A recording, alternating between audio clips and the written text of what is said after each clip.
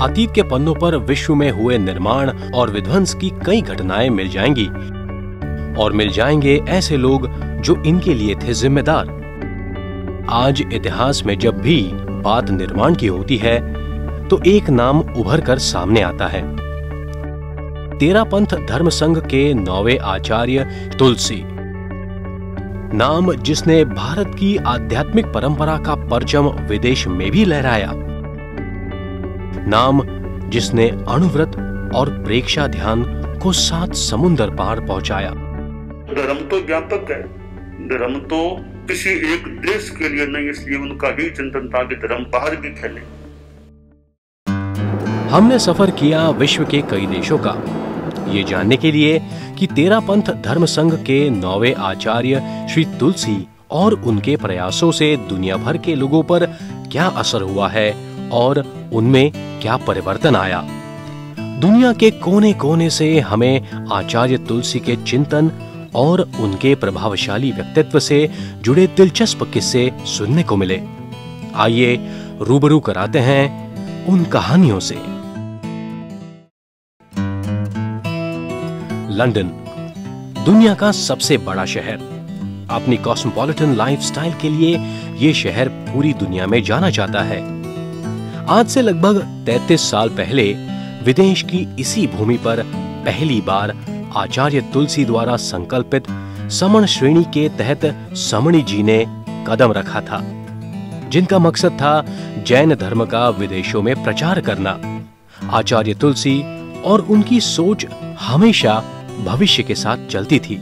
समण श्रेणी का निर्माण जैन साधु और गृहस्थ के बीच का मिला जुला स्वरूप था। When Samniji started to visit the UK, our customs started to take a deeper understanding.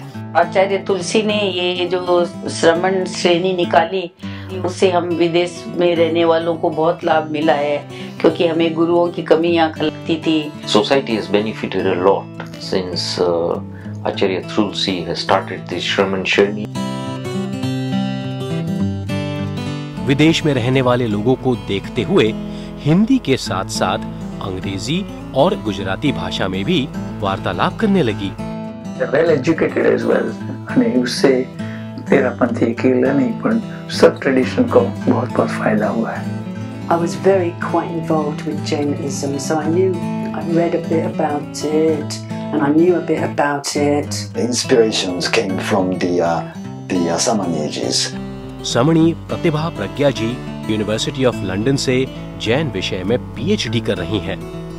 आचार्य तुलसी हमेशा इस बात को महत्व देते थे कि समण श्रेणी न सिर्फ लोगों का बल्कि स्वयं का भी आध्यात्मिक और शैक्षणिक विकास करे।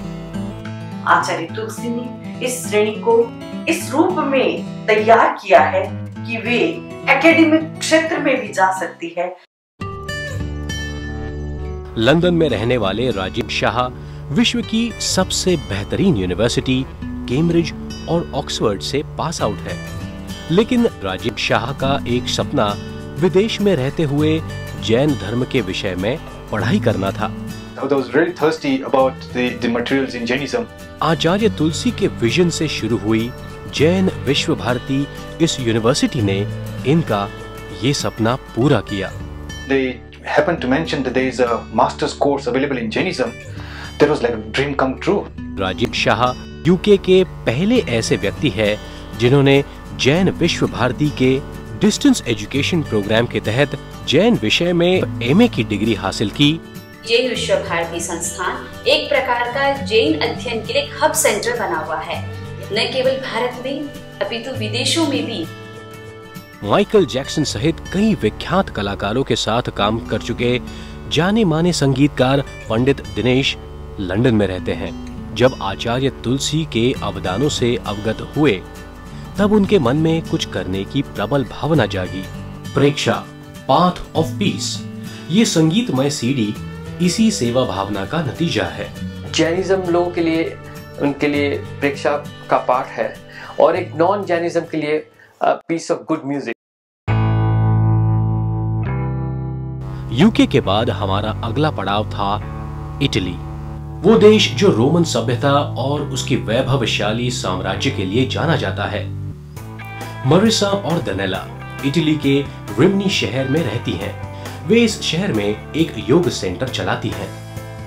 सालों पहले भारत में आचार्य तुलसी के साथ दनेला की एक मुलाकात ने उसके जीवन के मकसद और पैमाने को ही बदल दिया। ये सेंटर उसी मुलाकात का एक नतीजा है। I want to know more about meditation. We practice intensive meditation for 10 days in Ladlun. We had a meeting with Acharya Tulsi, and when we went in the room, I started to cry because I felt the energy from him. And after I came in Italy, I was 85, and I started the center. ये centre प्रतीक है आचार्य तुलसी के उन प्रयासों का जिसका मकसद था भारत के बाहर विदेश की भूमि पर प्रेक्षा ध्यान की गतिविधियों को स्थापित करना। Since I have come into contact with Jainism, I have seen the spreading of the philosophy, so that it is not a religion, but it is most of all a philosophy of life. Italy के बाद हम पहुंचे दुनिया के सबसे संपन्न देशों में शामिल बेल्जियम इस देश में। इसी देश का एंटवर्प शहर पूरे विश्व में डायमंड सिटी के नाम से अपनी पहचान रखता है। इस शहर में रहने वाले भारतीय समुदाय के लोग आर्थिक रूप से बेहद संपन्न है। एंटवर्प शहर में बनी जैन सेंटर की ये भव्य इमारत भी यहाँ की वैभवता को दर्शाती है। लेकिन इन सब के साथ इस सेंटर में चलने वाली गतिविधियां लोगों को विलासितापूर्ण जीवन से दूर रखते हुए उन्हें जैन मूल्यों से भी संपन्न रखती हैं, और इसका श्रेय आचार्य तुलसी के प्रयासों को भी जाता है। मॉडर्न जमाने में जो श्रमणी जी और श्रमण जी नहीं रहते, तो मेरे ख्याल से हमारे पास भगवान महावीर का जो संदेश है ना, वो पूरा पहुंच नहीं पाएगा। उनका रहना, उनका सामने बैठना, उनकी जो एक रिस्पेक्ट होती है, उनके सामने से जो एक प्रभावना आती है, उससे बहुत फर्क पड़ता है। यहाँ रहने वाले लोगों को इस बात से बेहद खुशी है कि उनकी नई जनरेशन पर जैन संस्कारों का प्रभाव बना हुआ है। संघ जी बच्चों के लिए पाठशाला और ज्ञानशाला ऑर्गेनाइज करते हैं। सभी को बहुत फायदा होता है, भारतीय लोगों को भी, और यहाँ कुछ नॉन जैन लोग, लोकल बेल्जियंस लोगों को भी बहुत फायदा होता है। बेल्जियम से हमारा कारवां निकला जर्मनी की ओर। दुनिया का वो देश जिसने औद्योगिक क्रांति की मिसाल कायम की। विश्व युद्ध के बाद इस देश ने जो प्रगति की है वो आश्चर्यचकित करने वाली है। लेकिन इस देश में ऐसे लोगों की कमी नहीं है जो विकास की इस आड़ में स्वयं के भीतर झांकना ही भूल गए। जर्मनी की राजधानी बर्लिन शहर में पले बढ़े करुणा और अपरिग्रह भी एक समय में ऐसे ही दौर से गुजर रहे थे।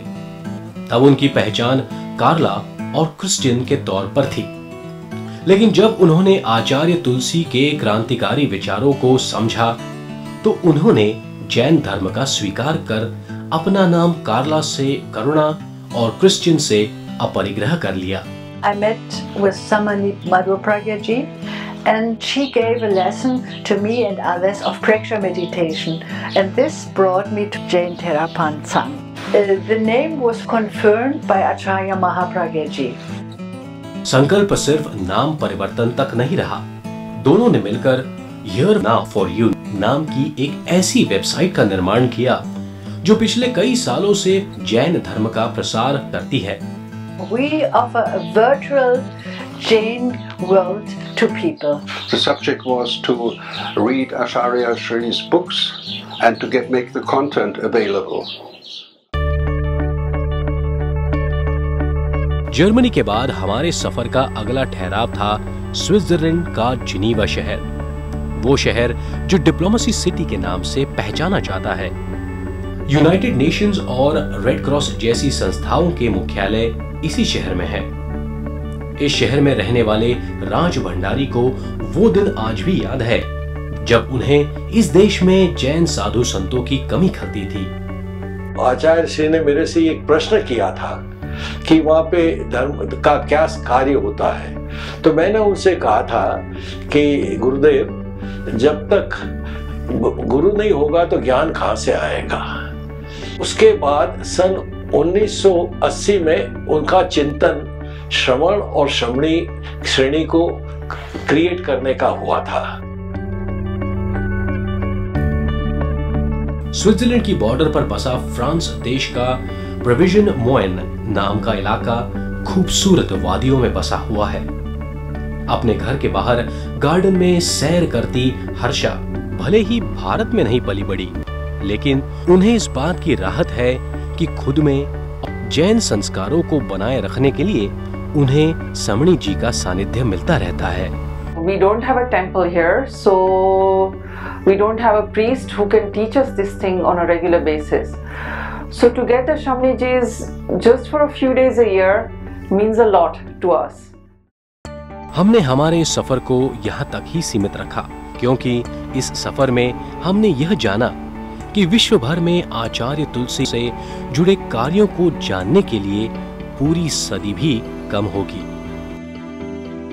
लेकिन ये कहानियां जिससे हमने आपको रूबरू कराया, वे एक आईना है आचार्य तुलसी के उस चिंतन का जिसमें समन्वय था नई और प्राचीन सोच का।